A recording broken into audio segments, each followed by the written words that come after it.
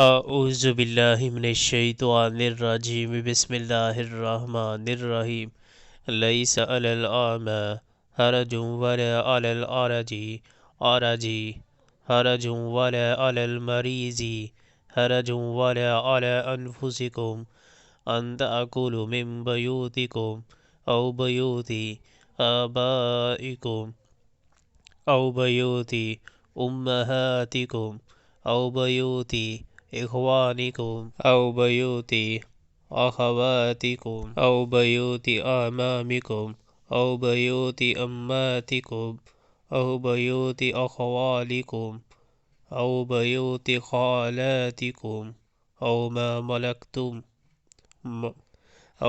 ملکتم مفاتحہ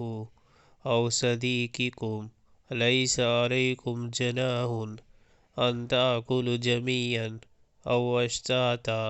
فإذا دخلتم بیوتا فسلموا على انفسکم تحیۃ من عند اللہ مبارکۃ طیبۃ کذالک یبین اللہ لکم الآیات لعلکم تعقلون۔ کوئی حرج نہیں اگر کوئی اندھا یا لنگڑا یا مریض کسی کے گھر سے کھا لے، اور نہ تمہارے اوپر اس میں کوئی مضائقہ ہے کہ اپنے گھروں سے کھاؤ یا اپنے باپ دادا کے گھروں سے یا اپنی ماں نانی کے گھروں سے یا اپنے بھائیوں کے گھروں سے یا اپنی بہنوں کے گھروں سے یا اپنے چچاؤں کے گھروں سے یا اپنی پھوپھیوں کے گھروں سے یا اپنے ماماؤں کے گھروں سے یا اپنی خالاؤں کے گھروں سے یا ان گھروں سے جن کی کنجیاں تمہاری سپردگی میں ہوں